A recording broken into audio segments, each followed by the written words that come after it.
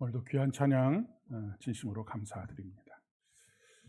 한 주간 평안하셨습니까? 네. 오늘도 평강의 주님께서 저와 여러분에게 함께 하시고 이 자리에 충만하게 임하시기를 진심으로 소망합니다. 우리 주님께서는 이 땅에 평강의 주로 오셨습니다. 평화의 주님으로 오셨다는 말씀입니다. 우리 주님께서 오실 때에 천사들이 그렇게 노래하지 않습니까? 하늘은 영광이요 땅에는 기뻐하심을 받은 사람들의 평화로다라고 하는 말씀입니다.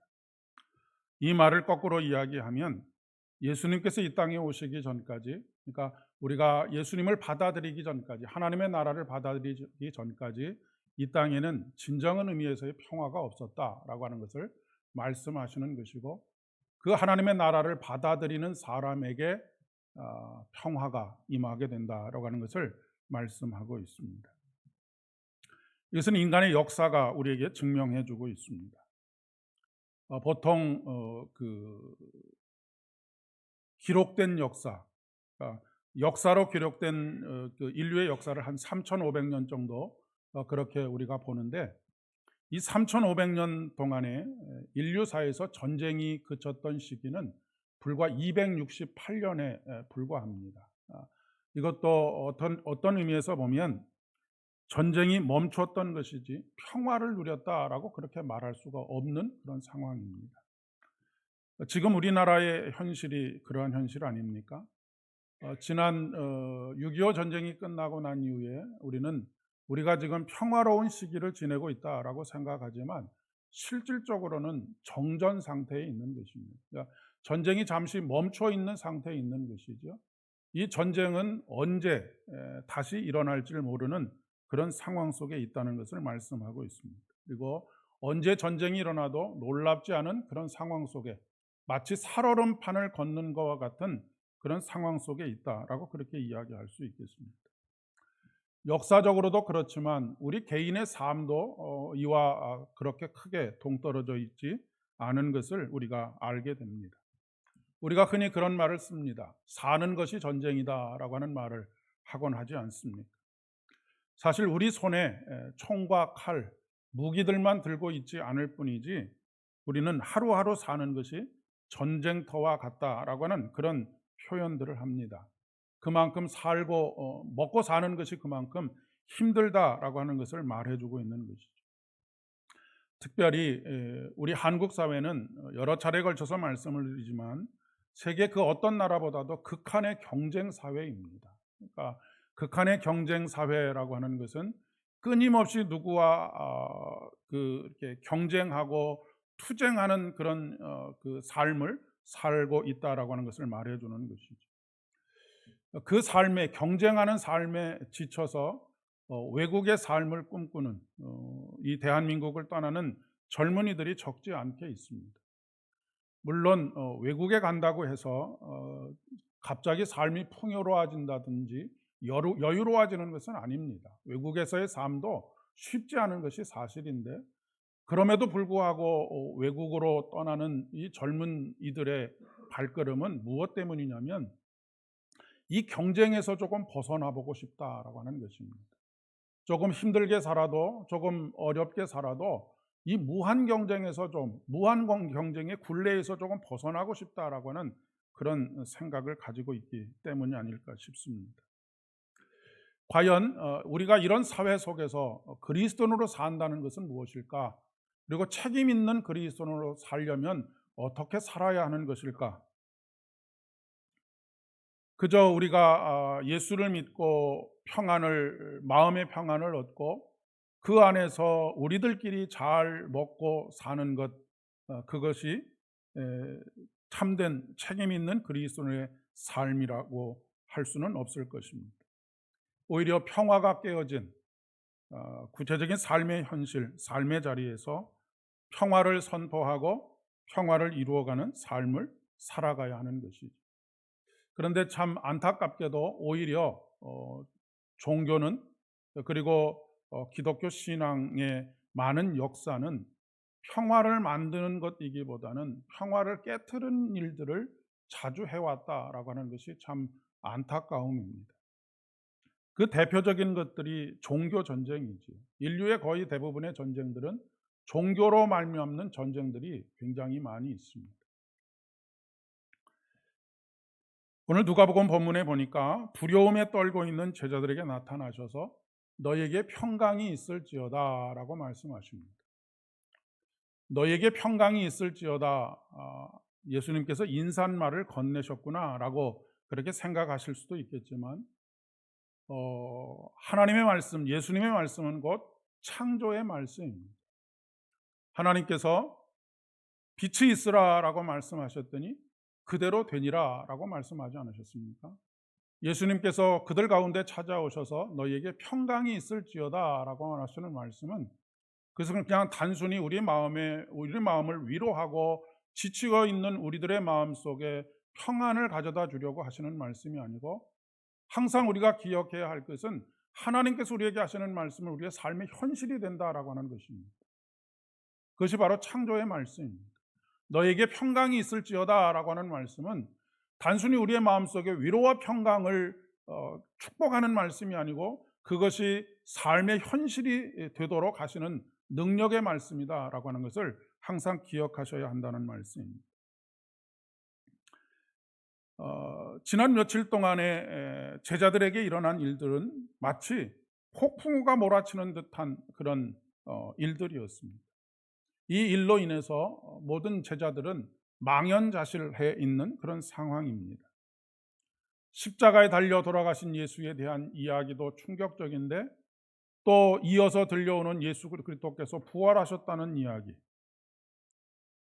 그리고 그 부활하신 예수님께서 엠마오로 가는 두 제자를 만나 주시고 그들에게 떡과 잔을 나누시고 그들로 하여금 눈을 밝게 하셔서 그가 예수 그리스도인 것을 알아보게 하셨다라고 하는 이 모든 사실, 이런 것들에 대해서 지금 이야기를 하고 제자들이 모여서 이야기를 하고 있는 상황입니다.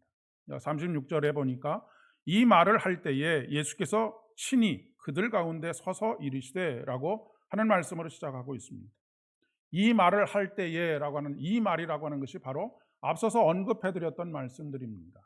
십자가와 부활과 엠마오로 가는 제자들을 만나 주시고 베드로와 또 다른 마리아와 같은 여러 여인들을 만나 주셨다라고 하는 이 이야기들이 사실 오랜 시간을 두고 지금 벌어지고 있는 일들이 아니고 일주일도 채 되지 않는 시간 동안에 폭풍우처럼 몰아치고 있는, 그래서 정신을 차릴 수 없도록 만드는 그런 상황에 있다라고 하는 것을 말씀하고 있는 것이죠.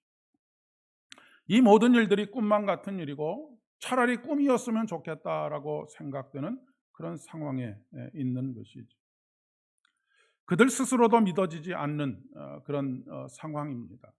오늘날로 표현해 본다면 한번 볼을 꼬집어 달라고 말해야 하는 그런 상황 속에 있다라고 하는 그런 이야기이죠.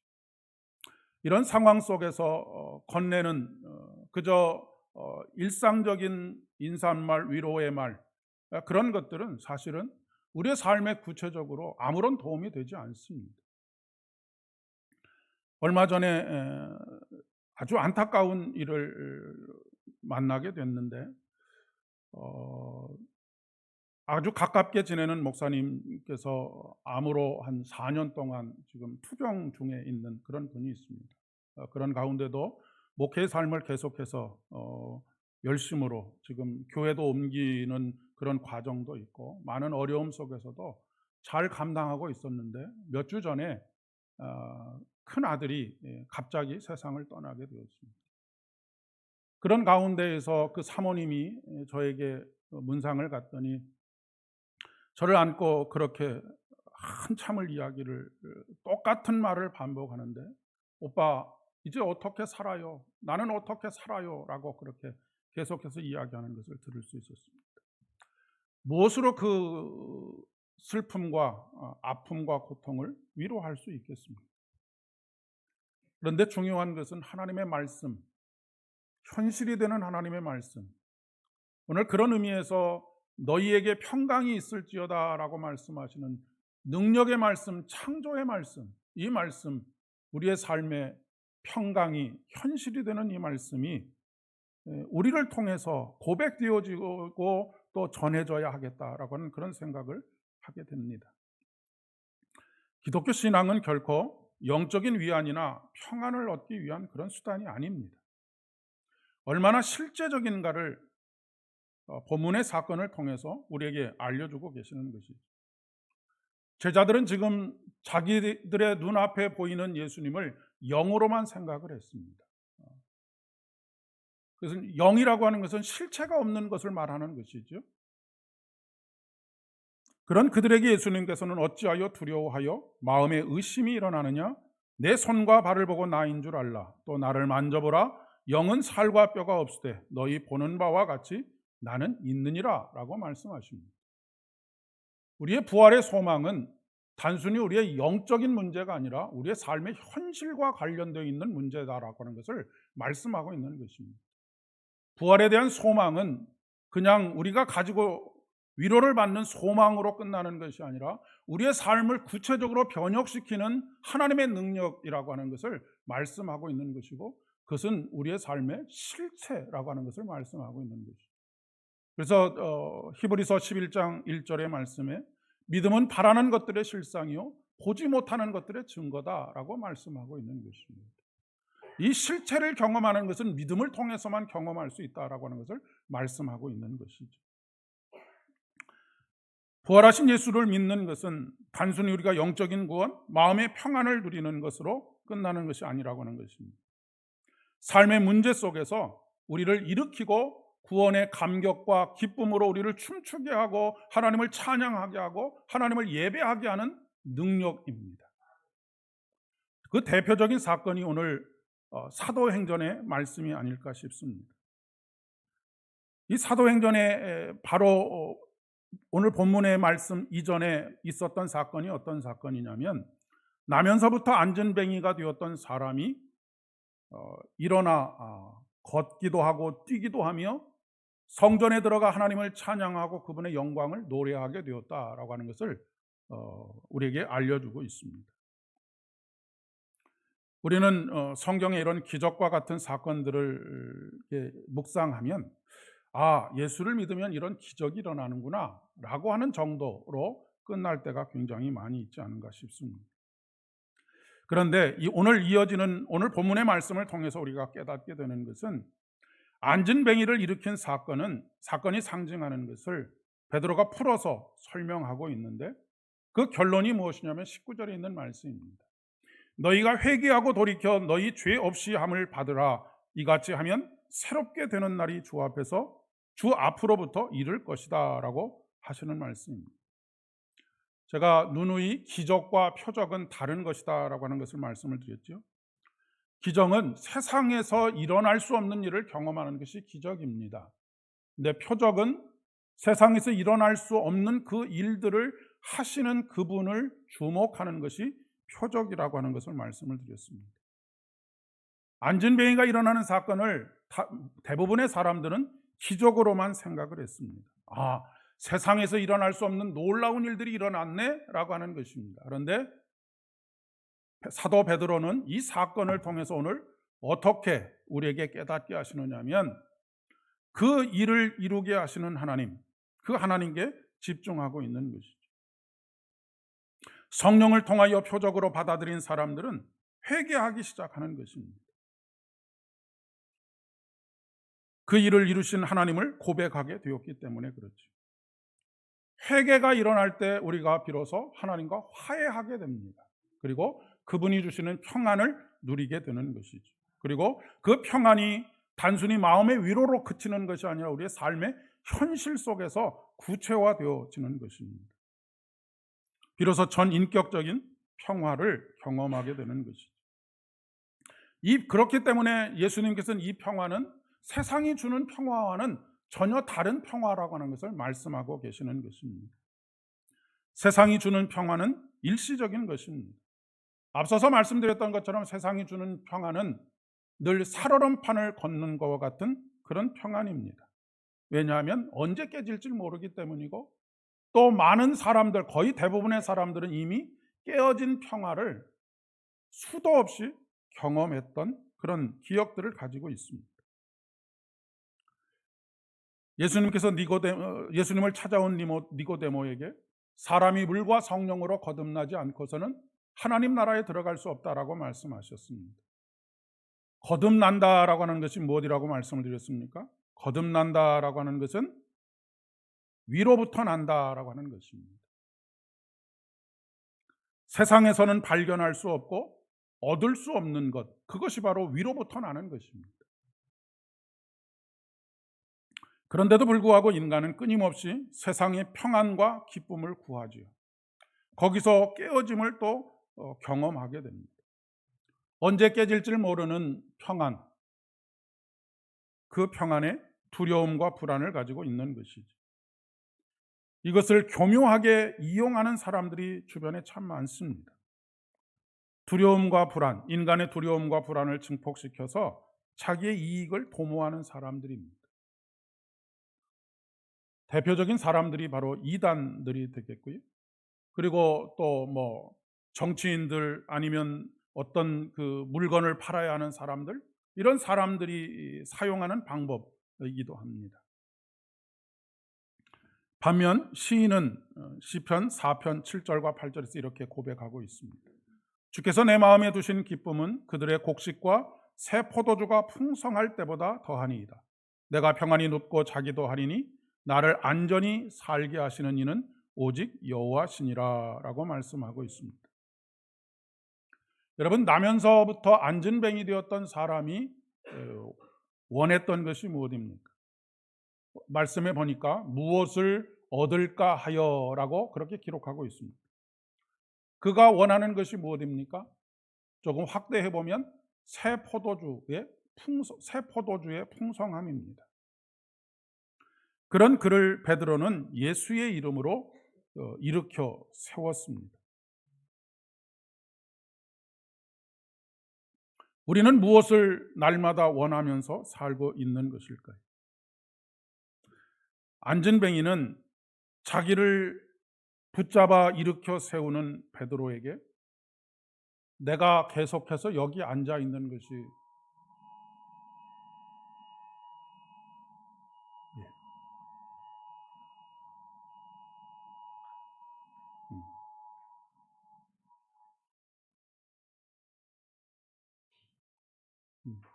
국가에서 우리의 그 불안감을 자극하네요. 예.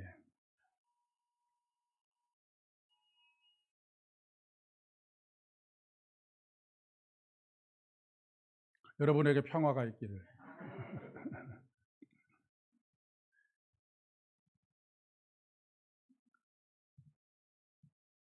그런 상상을 한번 해봤습니다. 베드로가 안진뱅이의 손을 내밀어서 그를 붙잡아 일으키려고 할 때 안진뱅이가 선생님, 잠깐만요. 제가 여기서 하루에 벌어들이는 돈이 얼마인 줄 아십니까? 저는 일어나는 것을 원치 않습니다. 여기서 곡식과 포도주의 풍성함을, 물론 구걸을 해서 얼마나 잘 먹고 살겠습니까마는, 그래도 여기 앉아 있으면 제가 하루 먹을 것을 얻을 수는 있습니다.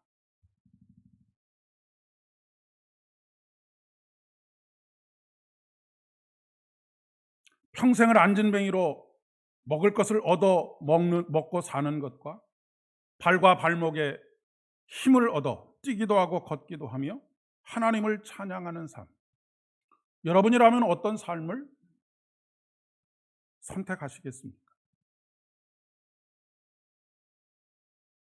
그 어느 누구도 이성적으로 판단한다면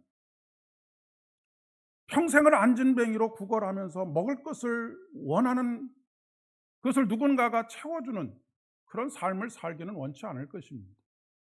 다 발과 발목에 힘을 얻고 뛰기도 하고 걷기도 하며 하나님을 찬양하고 기쁨과 감격으로 사는 것을 선택하지 않겠습니까? 너무나 이성적으로 정상적인 당연한 판단임에도 불구하고 많은 사람들이 그저 주저앉아 있는 인생을 살기를 선택하는 것이 오늘의 우리들의 현실이라고 하는 말씀입니다. 우리를 일으켜 세우시고 우리로 하여금 뛰게 하시고 걷게 하시고 찬양하게 하시고 우리로 하여금 구원의 감격과 기쁨 가운데로 나아가게 하시는 그분의 손을 붙잡지 않는다는 것이죠.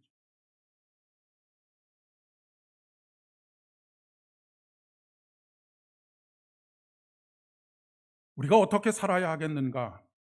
곡식과 새 포도주가 풍성함을 없는 기쁨이 아니라 주께서 내 마음속에 두신 기쁨, 나를 일으켜 세우시고 뛰기도 하고 걷기도 하며 구원의 감격과 기쁨으로 매일매일을 달려갈 수 있도록 하는 그런 삶을 살아야 하지 않겠습니까? 19절의 말씀에 보니까 너희가 회개하고 돌이켜 너희 죄 없이 함을 받으라. 이같이 하면 새롭게 되는 날이 주 앞으로부터 이를 것이니라 라고 말씀하십니다. 이같이 하면 새롭게 되는 날이 주 앞으로부터 이를 것이니라 라고 말씀하시는 것이죠. 주 앞으로부터입니다. 위로부터 라고 하는 말과 동일한 의미를 가지고 있다라고 그렇게 믿습니다. 성전 미문은 말 그대로 아름다운 문이라고 하는 뜻입니다. 겉보기에는 평범하지만 안에 장식이 화려해서 미문, 그러니까 아름다울 미자에 문문에서 미문이라고 하는 이름이 붙었다고 합니다. 이 미문은 성전의 남쪽에 있는 문인데 거기에는 두 개의 문이 거의 붙어 있다시피 그렇게 붙어 있는데 보통은 이것이 요즘 말로 이야기하면 일방통행입니다. 오른쪽으로 대부분 오른쪽으로 들어가서 왼쪽으로 나오는 것이 정상적인데 그런데 왼쪽으로 들어가서 오른쪽으로 나오는 사람들이 있었다고 합니다. 그 사람들은 어떤 사람들이냐면 마음에 큰 슬픔을 당한 사람들입니다. 그러니까 왼쪽으로 들어가서 오른쪽으로 나올 때 순례자들이 오른쪽으로 들어가면서 당신에게 위로가 있기를 축복합니다라고 하는 말을 나누었다라고 하는 그런 이야기가 있습니다. 이 문은 일반 평민들이 들어가는 문이었기 때문에 항상 사람들로 붐볐던 것이죠. 그렇기 때문에 나면서 안전뱅이가 되었던 사람이 이 미문 앞에 앉아 있는 이유가 바로 여기 있는 것입니다. 그는 성전을 찾는 사람에게 자신의 안전과 평안을 구했습니다. 그러나 그 어느 누가 그에게 평안과 안전을 보장해 줄 수 있겠습니까? 은과 금을 쌓아두는 것으로 평안과 안전을 보장할 수 있겠습니까? 그렇지 않습니다. 삶은 유리 그릇과 같다라고 말할 수 있고 이미 깨어진 그릇들입니다. 이것이 죄인된 인간의 현실인 것이죠. 그리스도인이라고 하는 것은 일으켜 세우시는 우리 주님의 은혜로 발과 발목에 힘을 얻고 서서 걸으며 성전에 들어가기도 하고 걷기도 하고 뛰기도 하며 하나님을 찬양하는 사람들입니다. 그리고 베드로처럼 깨어진 인생들에게 손을 내밀어주고 예수의 이름으로 일으켜 세워주는 것이 오늘 우리 사회 속에서 참된 그리스도인, 책임 있는 그리스도인으로서의 삶을 살아가는 것이다라고 이야기할 수 있습니다. 이것이 바로 평화를 위해서 일하는 것입니다. 여러분, 평화를 위해서 일하는 것을 뭐 이렇게 대단하고 국제적이고 이런 것으로 생각하지 마시고 가장 가깝게는 나와 하나님과의 평화, 그리고 또 부부간의, 가족간의 일터 속에서 아주 소소하게 평화를 유지해가고 더 생명의 풍성함을 누릴 수 있도록 하는 아주 작은 실천들이 우리에게 필요하다라고 하는 것을 말씀하고 있는 것입니다. 분노하고 증오하고 상대방을 향해 손가락질하는 것이 아니라 오히려 손을 내밀어서 일으켜 세워주는 것.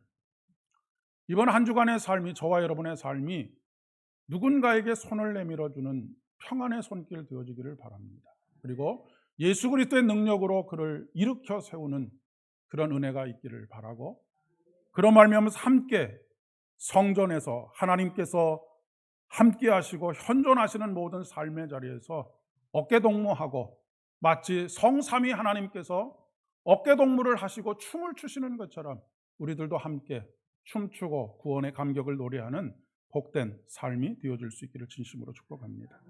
기도하겠습니다. 은혜가 풍성하신 참 좋으신 아버지 하나님, 평강의 주님께서 오늘 우리에게 너희에게 평안이 있을지어다 말씀하시는 그 말씀을 온전히 받습니다.